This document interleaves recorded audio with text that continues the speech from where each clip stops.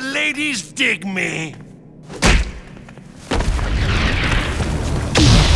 Part 2 of the Classic Game Room review of Mortal Kombat vs. DC Universe, and as you saw from the introduction, this game adds in a couple of neat things that may or may not appeal to you depending on what kind of fighting games you like. For instance, sometimes you can throw people through walls and then they go falling from one level to another, and you can punch them in midair and kind of counter and flip each other around and then do special moves on them. I win, Joker.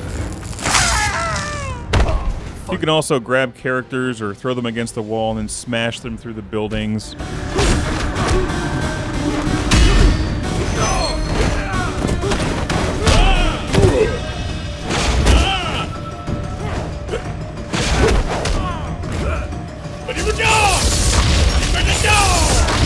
Me, Jax. I thought I'd locked you up.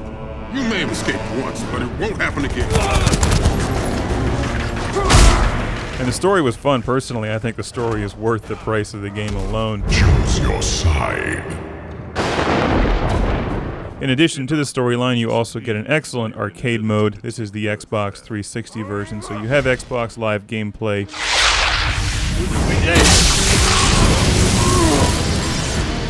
What have you done? The PS3 version also has PlayStation Network support. Although I really enjoy the fighting style of this game, and I'm probably more of a casual fighting gamer than many of you. I like the genre, but it's not my favorite genre of video games. I like a game I can just pick up and play and enjoy and learn some characters and just have a good time destroying things and beating the crap out of people.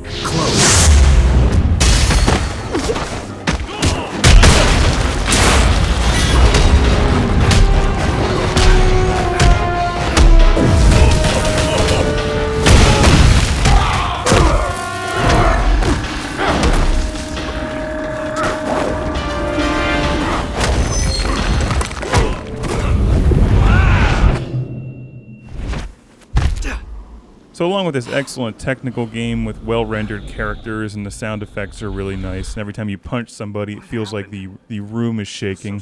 The DC characters in particular are very cool, and the Mortal Kombat characters look awesome. They look like they jumped right out of the movies. I think the standout feature of this game is the ability to play the same storyline through two different perspectives. Come in, Liu Chang. Something must have gone. It's like the Kurosawa film Rashomon. This is Sonya Blade. I played through the first time as the DC characters, and then I started playing through it again as the Mortal Kombat characters, which is what you're watching now. And the storyline isn't exactly, Lawrence of Arabia. The writer throws some neat tricks in there and just some fun comic book style stuff to mix it up so that each character ends up fighting pretty much every other character in the game, more or less. Sonya! Just get here as soon as you can. Sonya out.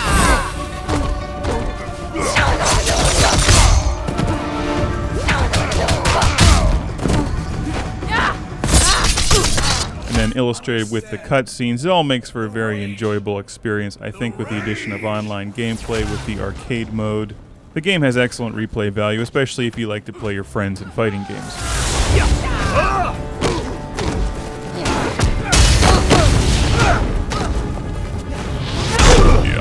That's pretty much all that I can say about the gameplay of Mortal Kombat vs. DC Universe. I enjoyed this game thoroughly, and I do highly recommend it. Maybe you'll like it, maybe you won't. However, I can talk about the storyline of this game indefinitely, because it is a loosely woven piece of fabric, to say the least. And I say that as a compliment because I enjoy campy science fiction action films and comic books.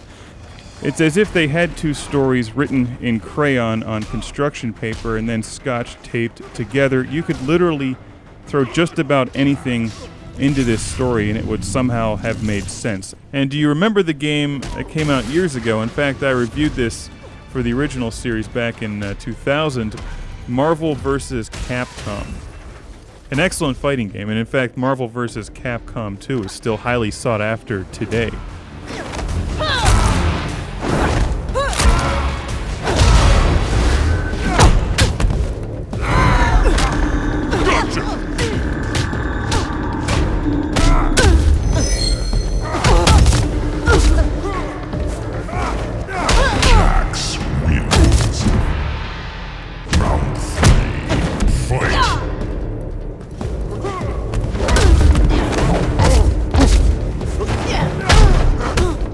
Like, that was a really interesting game, being able to play Mega Man and fight Wolverine.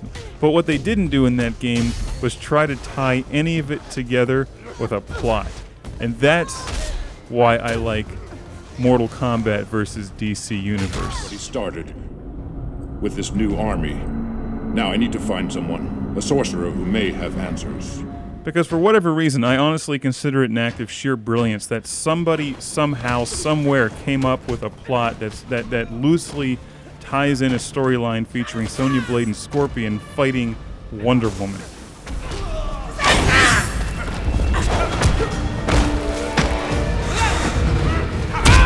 I really hope they make a sequel to this game and add in some other comic book or cartoon franchises.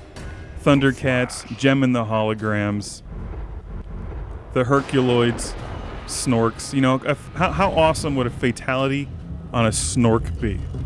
And actually, it would make Sub-Zero's job a lot easier because instead of individually freezing and killing each Snork, he could just freeze the ocean around the Snorks and then just smash them all at once. And the best part is, nobody would even miss them. The Flash wins. Flawless victory.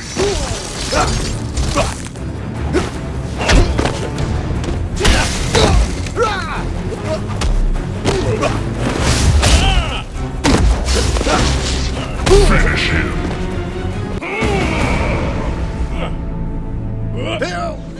Help!